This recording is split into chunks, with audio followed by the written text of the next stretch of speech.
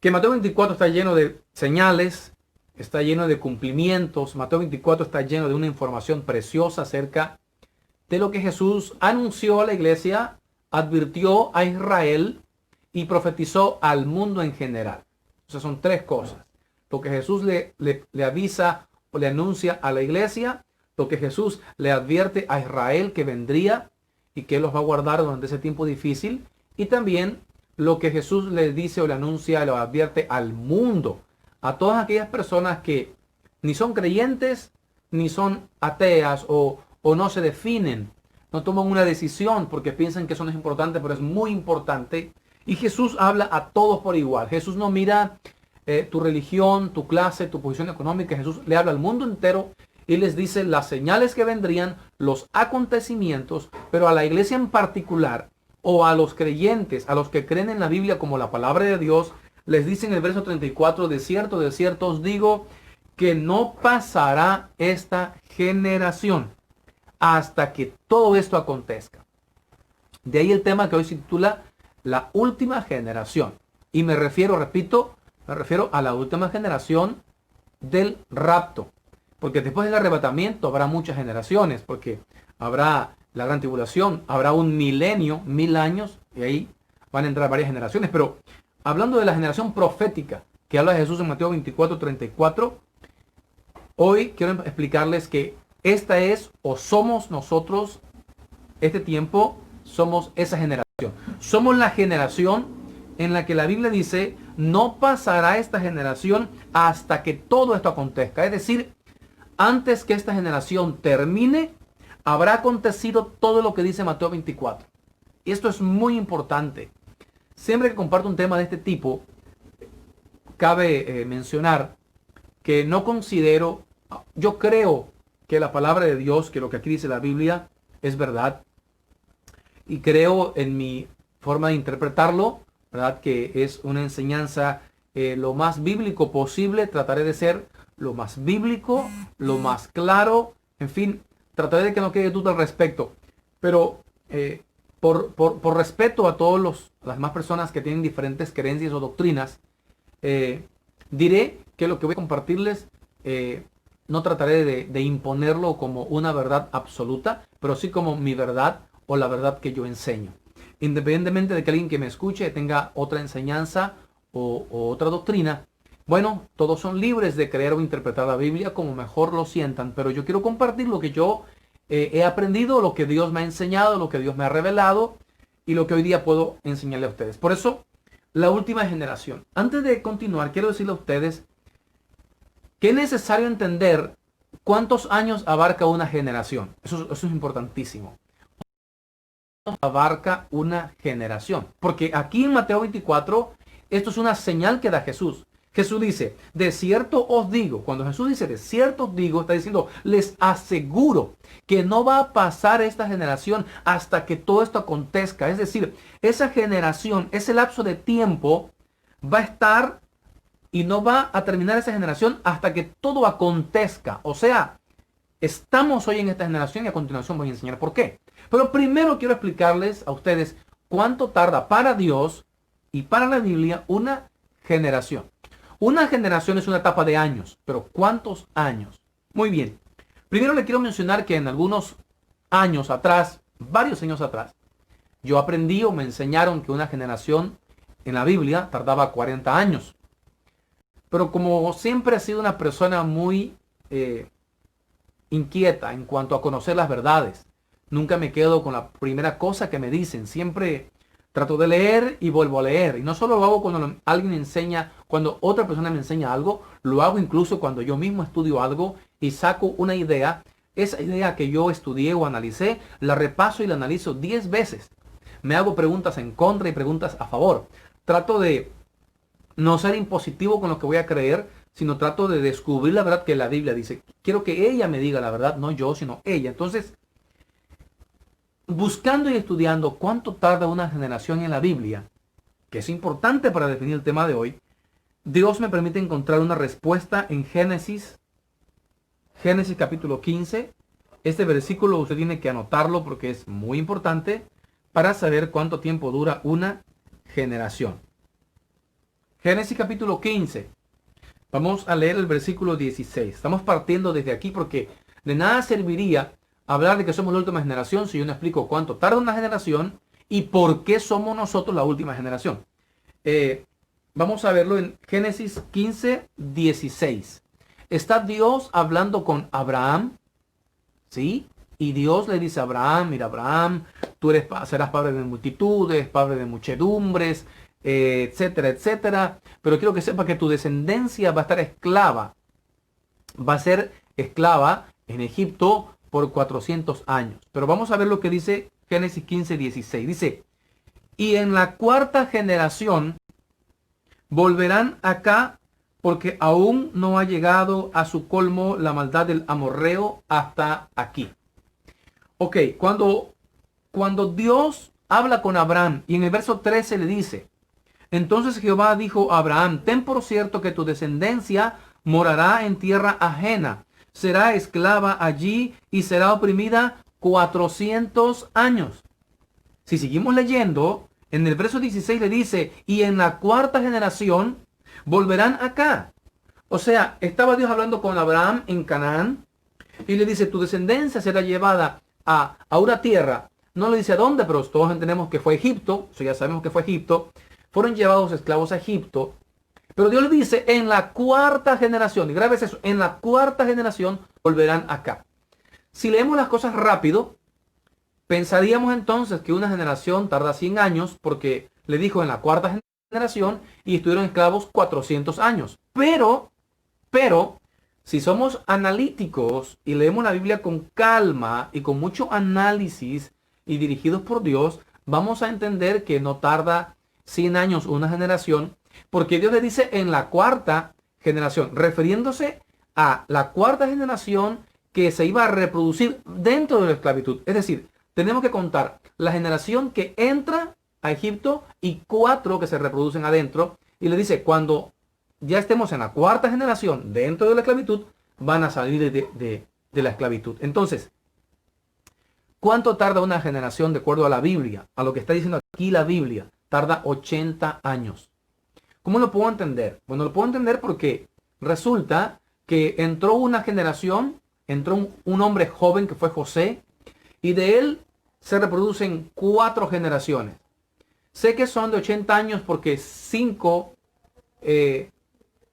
son 5 generaciones y 5 por 8, o sea, 5 por 80, que tarda cada generación. Si tú dices 5 por 8, dices 400. 5 por 80 son 400. O 5 por 8, 40. Entonces, cuando hablamos de 80 años por 5 generaciones, resultan 400 años exactamente.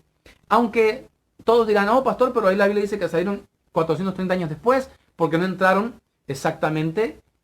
La edad del que entró no fue exacta, ya venía con alguna. Entonces, se prolonga. Los años que ya José tenía cuando entró, se prolongan, pero son 5 generaciones por todas de 80 años cada una. Una generación tarda 80 años. Además de eso, uno de los salmos dice, la edad del hombre de 70 años y en los más robustos es 80. Entonces, para Dios una generación no se refiere a yo como padre y mi generación termina cuando engendro a mi hijo primogénito. No, mi generación termina cuando yo muero. Y como la vida del hombre es lo más robusto, 80, entonces la generación tarda 80 años. Le repito, estoy basándome en Génesis 15, 16 para afirmar esto. No lo estoy diciendo por mí mismo, sino estoy tratando de darte una orientación bíblica para poder concluir cuánto tarda una generación. Yo no he encontrado otro texto que me ayude a entender esto, ni nunca me dieron, cuando me enseñaron que una generación tardaba 40 años, tampoco me dieron un texto, pero acá en Génesis encuentro un texto que me da este cumplimiento muy perfecto acerca de las generaciones. De hecho, si ustedes recuerdan bien, ¿cuántos años tenía Moisés cuando salió de Egipto? Curiosamente tenía 80 años cuando Moisés sale. ¿Por qué no salió en el año 83, 84? Porque él era esa cuarta generación que nació dentro de la esclavitud. Él era esa cuarta generación y él sale de 80 años. Tenían que cumplirse los 80 años exactos de allí. De hecho, Moisés quiso liberar a su pueblo antes de tiempo. Se recuerda que a los 40 años lo intentó, pero pareciera un fracaso y tiene que huir a Madián. Y entonces hasta los 80 años es que él sale de Egipto. Entonces una generación tarda 80 años. Dios bendiga a mi hermano Víctor que nos está saludando, a mi hermana Graciela González, mi hermana Daniela, algunos que se me pasaron, disculpen porque no puedo verlos a todos, pero bueno, quiero compartir esto y quiero concentrarme en esta palabra aquí, porque Jesucristo dice a la gente o dice a sus discípulos, no pasará esta generación hasta que todo esto acontezca. ¿Qué cosa? Lo que menciona Jesús en Mateo 24. Vamos a repasarlo tantito, brevemente, porque no me quiero extender en eso, ya que no es el tema. Pero en Mateo 24, dice así en el versículo 6, oiréis de guerras, rumores de guerras, mirad que no os turbéis, porque es necesario que todo esto acontezca, pero aún no es el fin. Porque se levantará nación contra nación, reino contra reino, habrá pestes y hambres y terremotos en diferentes lugares. Todo esto será principalmente, os entregarán a tribulación y os matarán y seréis aborrecidos de toda la gente por causa de mi nombre. Todo esto está pasando ahora.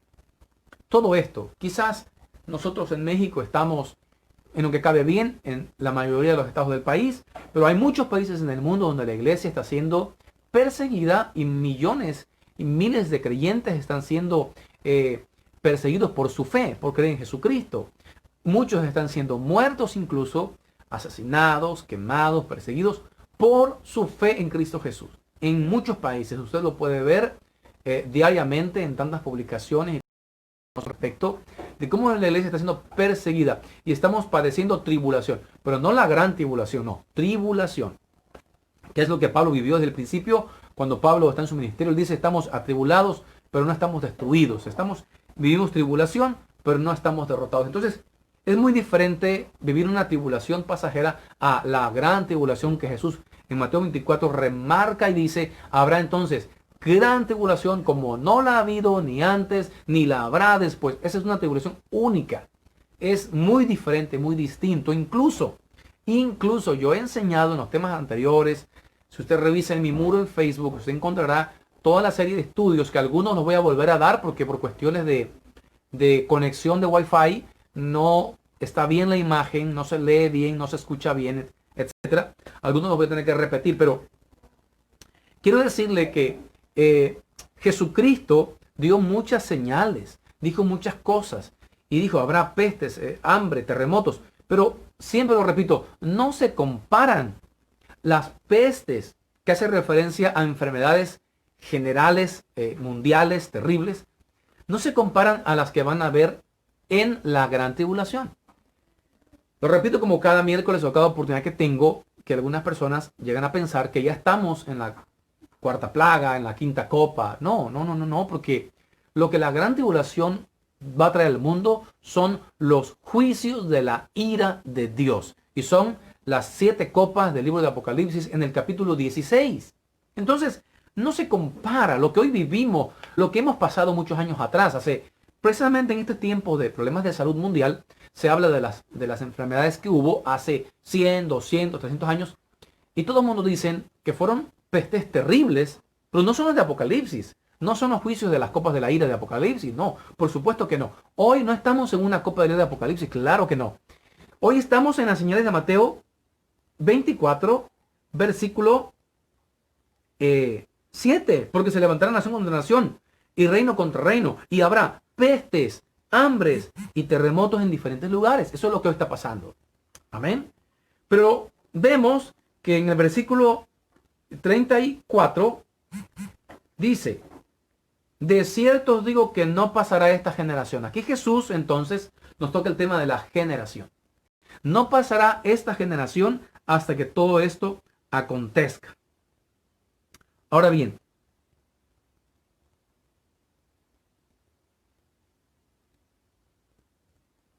hay una clave para relacionar, ¿sí?, lo que Jesús está enseñando aquí. Y es que Jesús dice en Mateo 24, versículo 30 y 31. Entonces Voy a leer el 29. Mateo 24, 29, 30 y 31. Entonces, dice, e inmediatamente después de la tribulación de aquellos días. Ahora sí se está refiriendo a la gran tribulación. Observen, Mateo 24, 29. E inmediatamente después de la tribulación de aquellos días, el sol se oscurecerá. Miren cómo es la segunda venida de Cristo, o como lo enseñaba el miércoles pasado, ¿verdad? La quinta, que hay personas que quieren revolver este asunto, pero no está nada de revuelto, es muy sencillo, muy fácil de entenderlo. Dice inmediatamente después de la tribulación de aquellos días, haciendo referencia al retorno de Jesús en gloria para reinar en la tierra, no al arrebatamiento. Aquí en el verso 29 está hablando de su venida física y donde va a tocar la tierra, y dice Zacarías que pondrá sus pies en el monte de los olivos. Inmediatamente después de la tribulación de aquellos días. Entonces, esta venida de Cristo que está aquí en el verso 29 es al final de la tribulación. Y dice que el sol se oscurece, la luna no da su resplandor, las estrellas caerán del cielo y las potencias de los cielos serán conmovidas. Mire que en el arrebatamiento no acontece eso. No pasa eso en el arrebatamiento, no pasa nada. ¿Sí? Entonces dice, las potencias de los cielos serán conmovidas. Entonces aparecerá la señal del Hijo del Hombre viniendo, del Hijo del Hombre en el cielo, y entonces lamentarán todas las tribus de la tierra. Mire qué diferencia entre el rapto y la segunda venida de Cristo, que fue el tema que di el miércoles pasado, que acá dice que cuando venga Cristo a descender, la gente lamenta, hay un lamento, lamentarán todas las tribus de la tierra y verán al Hijo del Hombre viniendo sobre las nubes del cielo con poder y gran gloria. ¿Qué diferencia? Porque en el rapto no hay tiempo de que lo vean, porque en el arrebatamiento es en un abrir y cerrar de ojos. Aquí no, aquí él viene descendiendo y la gente lo ve venir, lo ve descender, y la gente hace lamentación diciendo, ¿por qué no lo busqué? ¿Por qué no creí? Lamentar algo es ver el sufrimiento o reconocer lo que te perdiste. Entonces dice, harán lamentación todas las tribus de la tierra y verán al Hijo del Hombre viniendo sobre las nubes del cielo con poder y gran gloria. Y enviará sus ángeles con gran voz de trompeta y juntará a sus escogidos de los cuatro vientos desde un extremo del cielo hasta el otro. No se refiere a la iglesia, se refiere a los judíos, los escogidos. ¿Sí? Durante la gran tribulación, el pueblo escogido es Israel. Amén. Entonces, durante la gran tribulación, el pueblo escogido es Israel. La iglesia ya pasó, la iglesia ya terminó. La etapa de la iglesia termina en el arrebatamiento. La iglesia no se menciona en la gran tribulación. El apóstol Juan en Apocalipsis no menciona a la iglesia en la gran tribulación. No se menciona a la iglesia en la tierra. Ni hay una escena donde se vea a la iglesia en la tierra durante la gran tribulación. No la hay. Porque la iglesia ya subió en el capítulo 4 de Apocalipsis al cielo. Ahora, dice el versículo 32, de la higuera aprended. Y aquí entramos en esta parte tan importante del tema. Porque Jesús da una señal que dice, no pasará esta generación. Y en el 31, en el 32 dice, de la higuera aprended la parábola. Oiga, esto es una parábola. ¿Qué eran las parábolas de Jesús? Era una enseñanza para la iglesia, porque a los discípulos les hablaba por parábolas para que los no creyentes no entendieran. Repito, cuando Jesús daba una parábola, él decía que les hablaba en parábolas a los discípulos, porque se las iba a explicar a ellos, pero en parábolas para que los demás no entendieran. La Biblia dice eso. La Biblia dice que las parábolas eran con el propósito de que solo entendieran los creyentes, pero los no creyentes no entendieran. Por lo tanto, aquí hay una parábola y dice, de la higuera aprended la parábola. Cuando ya su rama está tierna y brotan las hojas, sabéis que el verano está cerca. Así también vosotros, cuando veáis todas estas cosas, conoced que está cerca a las puertas. Qué tremendo, porque dice que está a las puertas. No dice está para reinar. Cuando ven que estas cosas empiezan a pasar, sabed que Él está en su trono o viene a reinar. No, dice a las puertas, porque en el verso 33 relaciona la parábola, la señal de Mateo 24:34 y la parábola de Mateo 24:32 la relaciona con la venida por la iglesia. Entonces, Mateo 24 está lleno de frases de la venida del Señor, pero continuamente Jesús estaba cambiando la idea de la enseñanza o el propósito. A veces hablaba del arrebatamiento y a veces hablaba de la segunda venida de Jesús, si así lo queremos ilustrar. Ahora, entonces tenemos la señal de la generación. cuando estas cosas empiecen a pasar, no pasará esa generación. Ahora, la parábola de la higuera, todos los teólogos concuerdan que se refiere a Israel y que hace referencia al momento en el que Israel iba a cobrar vida otra vez. Y es que Israel estuvo en silencio, Israel estuvo en pausa, Israel estuvo sin que se supieran nada de él desde la resurrección de Jesús, desde que la iglesia inicia. En Israel hay muchos acontecimientos, pero espiritualmente Israel entra en acción hasta que en el 1948 es constituida o reconocida por la ONU como una nación o país independiente. Repito, Israel en 1948 es reconocida como nación y la ONU le dice a Israel: eres un país y te autorizamos o te otorgamos este y este territorio de tal lugar a tal lugar, con tales divisiones, con tales líneas, este es tuyo. En el 1948. Ahora bien, si la higuera empieza a reverdecer en el 1948 y desde 1948 en adelante se empezaron a desatar guerras mundiales, conflictos, ataques a Israel, tremendo hasta el día de hoy. Una guerra latente que no se detiene, la gran lucha por la franja de Gaza, las grandes invasiones de Siria, de los países árabes a Israel, que no han cesado nunca. Pero dice la Biblia, cuando la higuera reverdece, aprender la parábola, o sea, cuando Israel resurja y empiece a retoñar, sepan que el verano se acerca y no pasará esta generación hasta que todo esto acontezca. Ahora, yo les voy a decir algo. Siempre he pensado mucho para dar estos temas. Y no por temor al señalamiento o a la discusión que se genere, sino porque soy una persona que me gusta enseñar algo, pero estar seguro de lo que voy a enseñar. Y hace unos días Dios ya me ha ido guiando a enseñar todo esto a la iglesia y a todas las personas que lo escuchen, a toda persona. Si alguien no pertenece a una iglesia, no importa, puede escuchar este estudio bíblico y analizarlo en casa, leer su Biblia y estudiarlo. Pero yo le voy a decir algo. Si una generación tarda 80 años y en el 1948 Israel se hizo nación, si usted le suma a 1948, usted le suma 80 años, ¿sabe cuál es el resultado? El resultado es 2028. Es decir, la generación, cuando la higuera reverdeció, que Israel se hizo nación, la generación que le tocará ver a Israel reverdecer, que le tocará ver las guerras, hambres, pestes, todo, Primera, Segunda Guerra Mundial, las guerras de Israel, las hambres en el mundo, las pestes en el mundo, los terremotos más seguidos o más cercanos uno del otro han estado en esta generación. Todos concuerdan en eso. Los tsunamis en esta generación. Pero esta generación abarca hasta el 2028. Ahora bien, no estoy tratando de ponerle una fecha de arrebatamiento, pero yo quiero ser consistente con esto e insistir con esto. Tal vez usted lo vea al revés, pero 1948 más 80 da 2028. Pero 2028, ¿sí? La señal de la higuera termina con la segunda venida de Cristo. Entonces yo al 2028 necesito quitarle o restarle los 7 años de la gran tribulación. Y quedamos en 2021. ¿Le suena a ustedes el número? ¿Qué le dice a usted este número? Yo quiero que el Espíritu de Dios hoy despierte nuestro corazón y esto despierte a la iglesia, no porque esté dormida espiritualmente, sino porque necesitamos despertar al tiempo.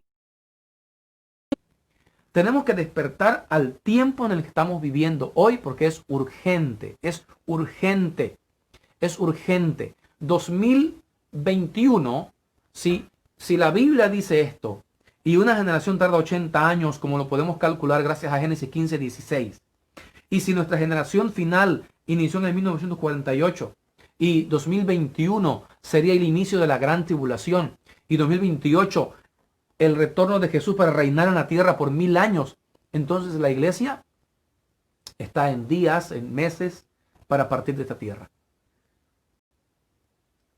Tal vez en la historia de la iglesia o de la fe cristiana han surgido personajes tratando de ilustrar, colocar fechas y tiempos a la venida del Señor y en muchas ocasiones fallaron. Quizás los señalaron, los criticaron, los condenaron, los trataron de erróneos.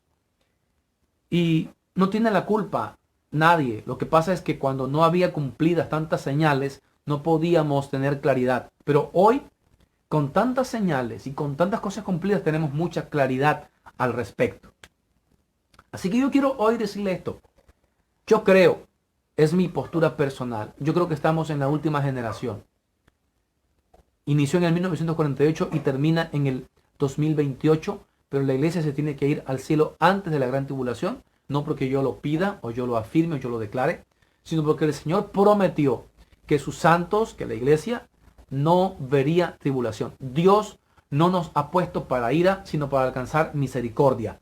Pablo le dice a los tesalonicenses, Dios no nos puso para alcanzar ira, sino para alcanzar misericordia. La ira es para los incrédulos, la misericordia es para los justos. Entonces, estamos próximos al arrebatamiento.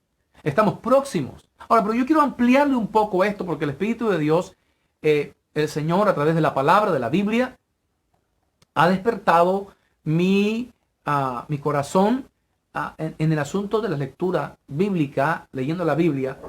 Y precisamente yo tenía este estudio bíblico para compartirlo hoy, pero el día de anoche el Espíritu de Dios me hizo leer una porción bíblica que me pareció sumamente interesante. Una porción bíblica que habló a mi vida y que hoy la quiero compartir con ustedes al respecto. Vamos a leer en Cantares capítulo 2. Cantares capítulo 2. Este libro que todos lo leemos y lo encontramos muy poético, lo encontramos lleno de un lenguaje romántico, de ternura, de un lenguaje entre pareja.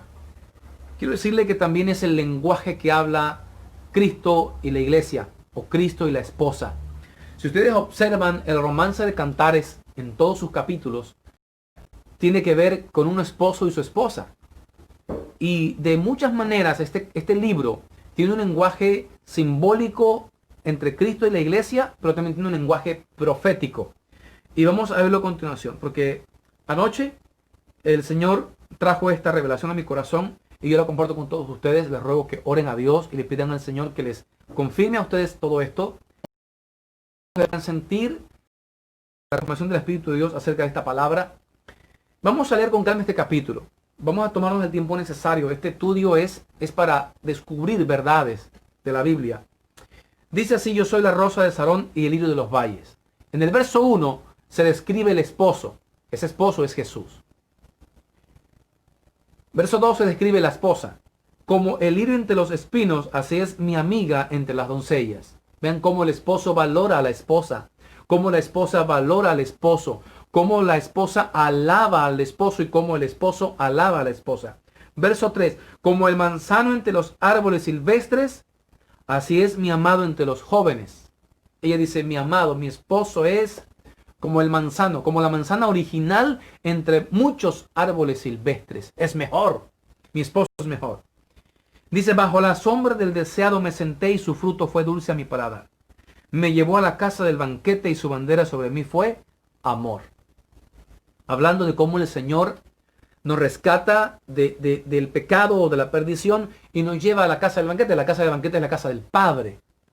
Cuando un hijo llega a la casa, cuando el hijo pródigo volvió a la casa del Padre, ¿qué hubo? Hubo banquete. La casa del banquete es la casa del Padre. Y la esposa dice, me llevó a la casa del banquete y su bandera sobre mí fue amor, porque cuando Jesús te alcanza, lo que hace es derramar amor sobre ti. No te condena, no te señala, solo te derrama amor. Pablo dice, el amor de Dios ha sido derramado en nuestros corazones.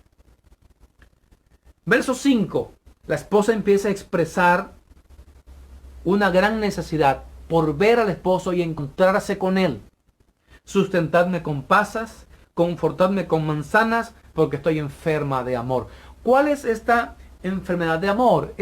No es que esté enferma de salud, es que de amor está enferma. La iglesia tiene que sentir en este tiempo una pasión por Jesús, un amor incomparable por Jesucristo.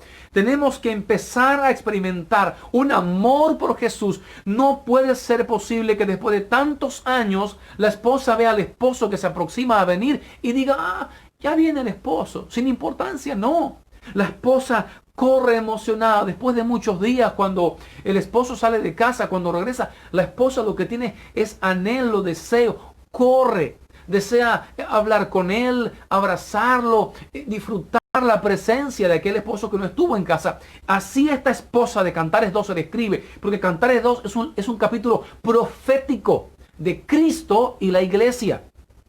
Y el Espíritu de Dios anoche me abrió mi mente a entender este capítulo y yo se lo comparto hoy. Dice, su izquierda esté debajo de mi cabeza y su derecha me abrace. Ella desea estar con el esposo. Dice, yo os conjuro, oh doncellas de Jerusalén, por los corzos y por las cedras del campo, que no despertéis ni hagáis velar al amor hasta que quiera. No provoques, no estorbes, no hagas nada que fatigue, que canse. Dejen que el amor se siga desarrollando, siga creciendo hasta que Él quiera. No hay límites. El verso 8 entra en el tema profético de lo que es el arrebatamiento, proféticamente hablando la iglesia o la esposa en este libro, acerca de la voz que vamos a empezar a oír de Jesús. Y no tengo duda de que muchas personas en el mundo ahora mismo están hablando de esto porque es la voz del esposo que está empezando a hablar a la iglesia. Es la voz de trompeta que empieza a anunciar a la iglesia la venida del esposo. Verso 8 empieza con la primera expresión. La voz de mi amado. Ella exclama, la voz de mi amado, como si ella de repente no oía nada, pero empieza a oír a lo lejos una voz y dice, es la voz de mi esposo, la reconoce. ¿Sabe por qué? Porque si tú y yo tenemos el Espíritu de Dios hoy día, con mucha facilidad podremos sentir que Dios ya nos está diciendo, yo vengo por ti, prepárate iglesia, levántate iglesia, yo vengo por ti. Dice, la voz de mi amado, con signos de exclamación, la voz de mi amado, he aquí, él viene saltando sobre los montes, brincando sobre los collados. Observen que ella dice, alcanzo en su voz, ya viene por los montes y los collados brincando. O sea, lo siente lejos, pero ya lo empieza a oír. Sigue diciendo, mi amado es semejante al corzo o al cervatillo. Helo aquí, está tras nuestra pared. Yo recuerdo hace muchos años atrás que los predicadores decían, Cristo viene pronto, Cristo viene ya. El Señor ha venido saltando por los montes, de monte en monte, se ha venido aproximando la venida del Señor. Pero de repente la esposa dice, mi amado es semejante al corzo o al cervatillo. Helo aquí, aquí está tras nuestra pared. O sea, si ella estaba dentro de la casa y dice, mi esposo está fuera, ¿sabe cuánta distancia había para que se vieran? Casi nada. Dice, él está tras la pared. Esto habla de la cercanía de la llegada de Jesús por su iglesia y que para mi parecer es hoy, es ahora. Es el momento de que la esposa, la iglesia empiece a percibir y darse cuenta que el Señor viene pronto. Es importante sentir esto porque, dice la Biblia, Él aquí está tras nuestra pared, mirando por las ventanas, atisbando por las celosías. Verso 10 vuelve a hacer mención a la voz del esposo y dice, mi amado habló y me dijo, ahora no solamente oye la voz, sino que ahora percibe el mensaje. Primero solo oía la voz y percibía que era del esposo, mas no dice qué decía ni entiende qué decía. Pero ahora hay un mensaje más directo. Hace muchos años atrás hemos dicho Jesús viene, Cristo viene, Cristo viene. Pero ahora podemos decir Cristo viene y sé lo que está diciendo. Puedo entender lo que el Espíritu de Dios me dice o lo que nos quiere decir porque Él dice, mi amado habló y me dijo, levántate. Número 1, levántate. Número 2, amiga mía. Número 3, hermosa mía, y ven. Ven ustedes que hay aquí adjetivos calificativos. Le dice primero, levántate. ¿Por qué le dice levántate? ¿Por qué le dice levántate? ¿Será que la esposa está en casa pero está acostada? ¿O está en casa pero no está lista? Cuando le dice levántate, en el hebreo original es como decir prepárate. La palabra levántate es como cuando los ángeles que fueron a sacar a Lot de su casa le decían, levántate, apresúrate. La palabra levantarte significa prepárate. O sea, alístate. Mujer, ya llegué, estoy aquí afuera, vine por ti y no estás lista. Levántate, o sea, prepárate, amiga. Le habla de la relación que tiene, amigos. Y Jesús le dijo a la iglesia o a los discípulos, ya no les voy a llamar siervos, sino amigos. Porque el siervo no sabe lo que hace su señor, pero el amigo sí sabe.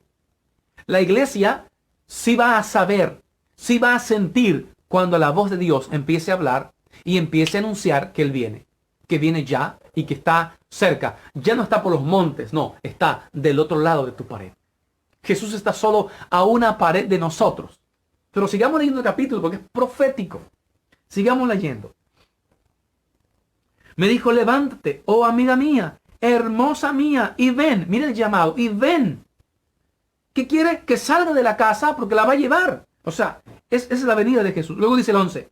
Porque he aquí, el verso 11, unámoslo con lo que dice Mateo 24, 32.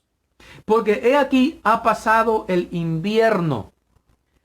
Se ha mudado, la lluvia se fue. ¿Qué dijo Jesús? Cuando la higuera empiece a reverdecer, sabed que el verano ha llegado. Entonces, había un invierno, llegó una primavera y vendrá un verano. 3 etapas de clima. En el invierno hay frialdad. En el invierno no hay contacto, no hay calor. Representa la separación entre Dios e Israel. Dice que el invierno se fue, porque Israel dejará de estar en invierno y vendrá para ella el tiempo de bonanza. Pero Israel ya pasó el invierno.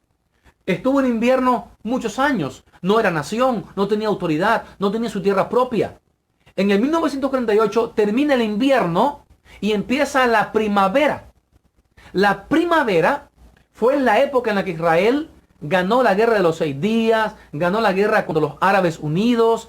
Una historia tremenda que estuve leyendo anoche y viendo que Israel con 5.000 soldados derrotaba a 25.000 que traía el enemigo. Con 125.000 derrotó a un ejército que traía 300.000. O sea, siempre Israel ha ganado batallas con pocos soldados, aunque los enemigos lleven millones o cientos de miles. Ellos han ganado.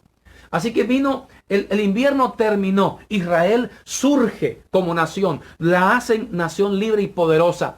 Y después viene la primavera. Israel empieza a prosperar, a prosperar, a prosperar hasta el día de hoy que ha florecido.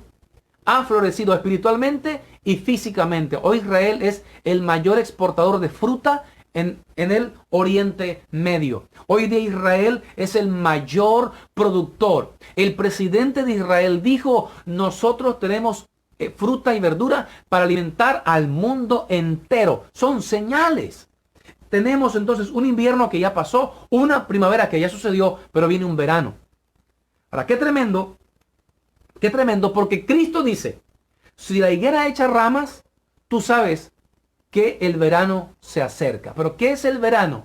Es el calor cansable, el calor fatigante de la época del año. El calor es la etapa en la que el calor representa el desierto, el verano representa el desierto, el sufrimiento. El verano puede ser, ¿verdad?, la gran tribulación, la etapa de dolor, de sufrimiento, porque dice, de la higuera aprended, cuando echa sus retoños, sabed que el verano está cerca. Entonces tenemos un invierno que ya pasó, una primavera que Israel ya vivió. Estamos dentro de un verano.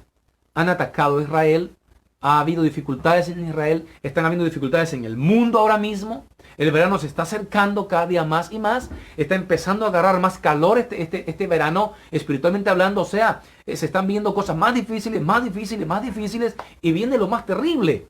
El verano de la gran tribulación, lo expliqué el otro día, el sol se va a calentar muchísimo más. El sol va a quemar a las personas. Entonces, viene una época de verano terrible, pero estamos viendo el cumplimiento profético. Entonces dice, Porque aquí ha pasado el invierno, verso 11, Cantares 2:11, porque aquí ha pasado el invierno, se ha mudado, la lluvia se fue, se han mostrado las flores en la tierra. El tiempo de la canción ha venido. Israel empezó a tener celebración, alegría, todo. Y vean lo que dice. Verso 12, Cantares 2:12. Se han mostrado las flores en la tierra. El tiempo de la canción ha venido. Y en nuestro país. Esto es profético. Cantares 2 es profético. Dice, y en nuestro país. ¿De qué país habla? ¿Acaso Jesús no es israelita? Claro que sí. Él nació en Israel. Él dice nuestro país.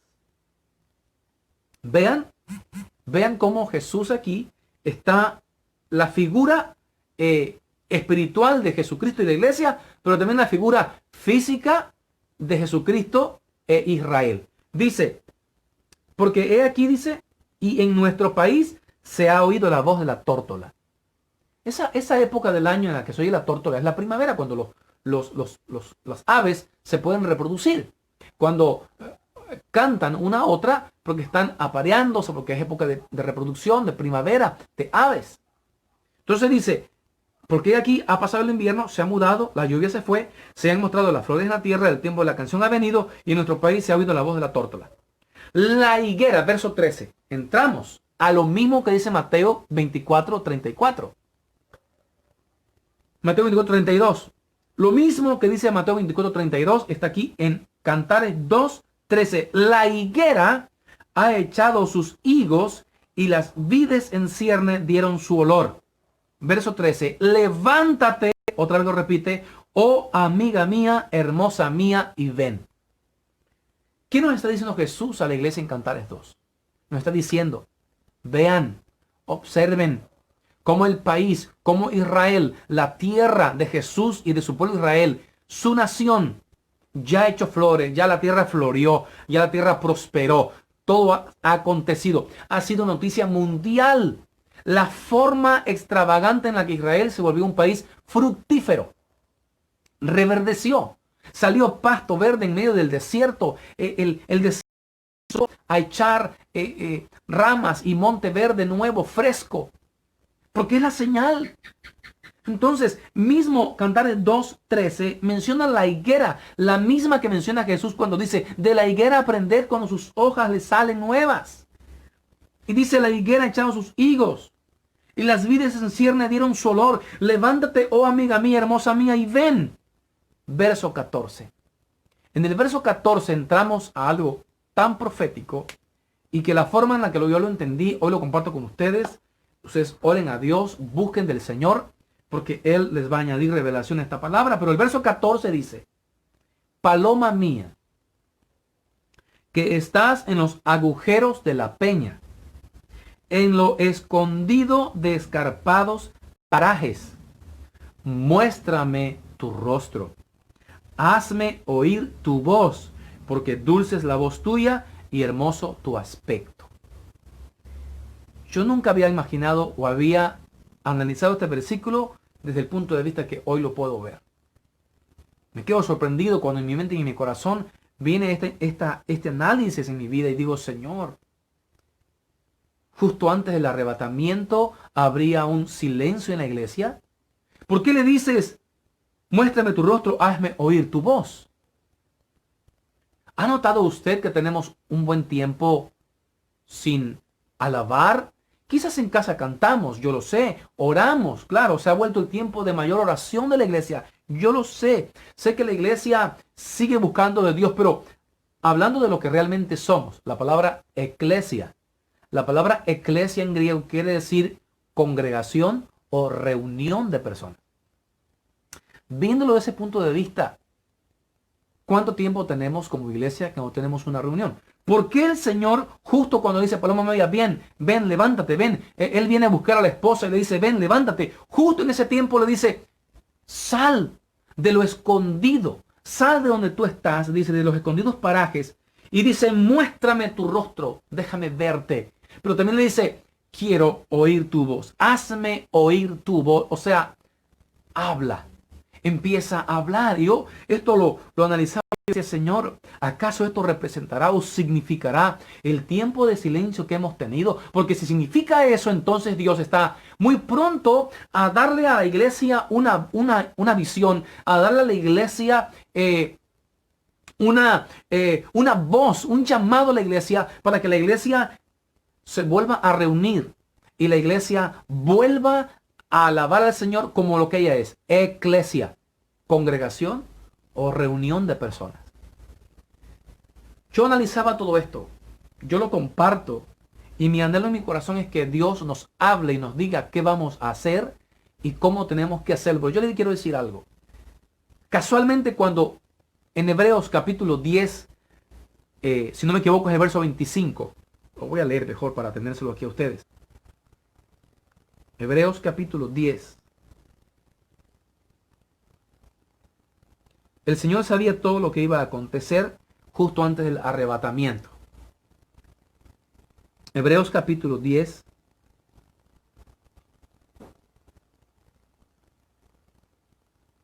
Verso 25.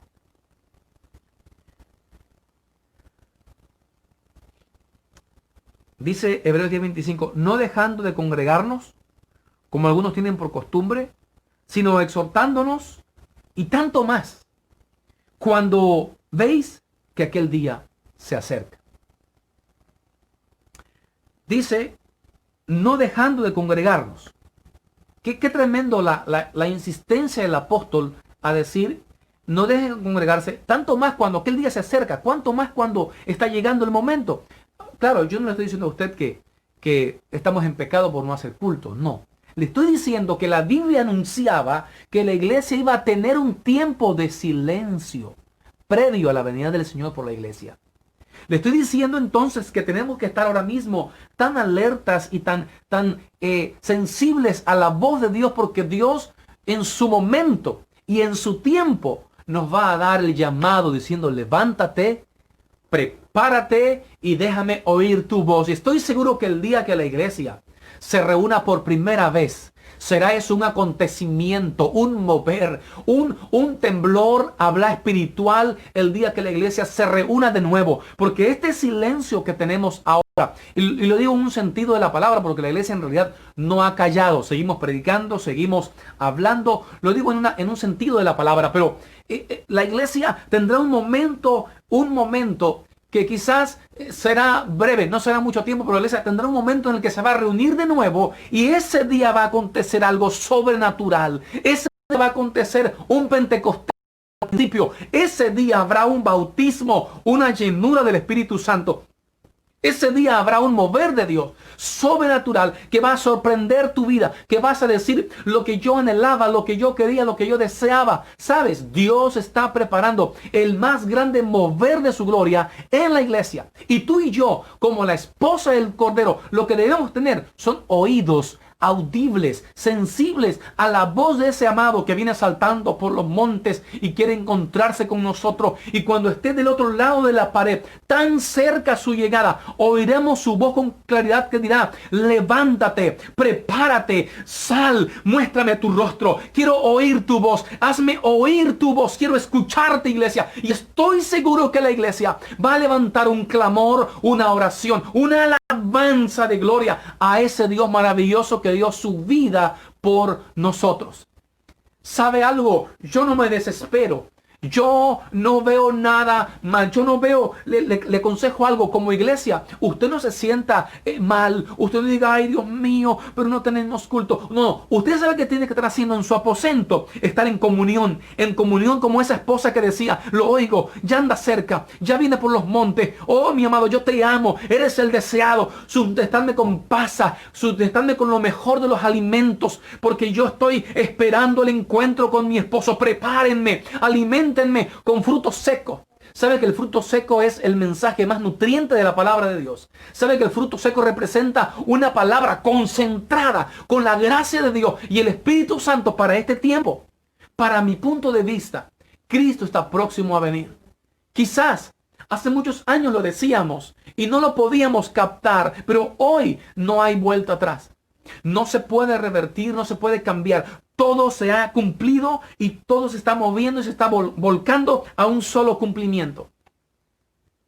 Casualmente, cuando usted ve toda esta situación, esta circunstancia, y usted se da cuenta y escucha que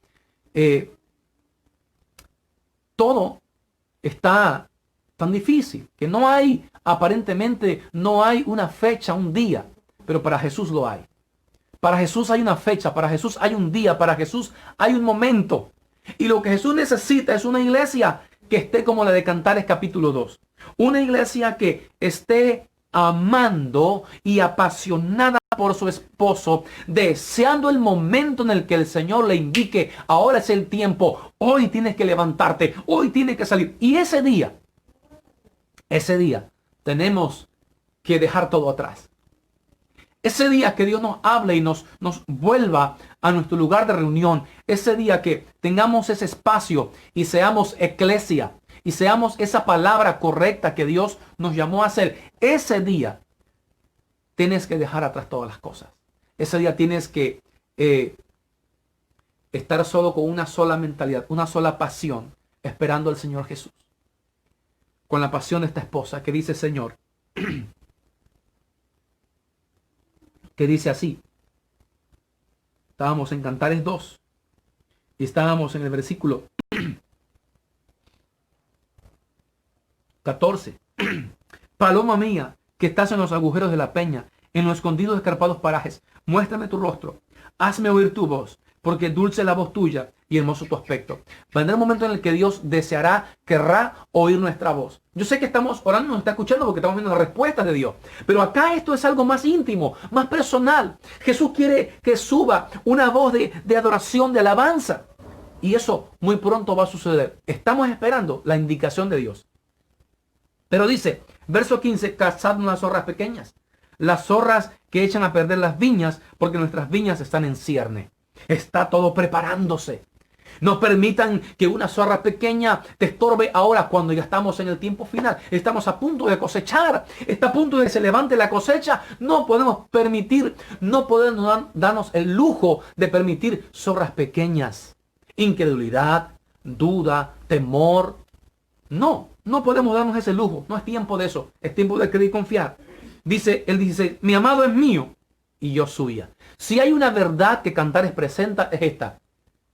Jesús está en ti y tú estás en Jesús. Si hay una verdad que debemos abrazar hoy es, yo le pertenezco a Cristo. A mí no me importa, a mí no me interesa lo que pase en el mundo, lo que el mundo piensa. Aunque la tierra se abra en dos, su pueblo alzará la bandera de la paz de Dios. Dice, mi amado es mío y yo suya. Él apacienta entre lirios, él está tranquilo. Él no tiene, nada lo altera, está feliz. Hasta que apunte el día y huyan las sombras. Vuélvete, amado mío, sé semejante al corzo.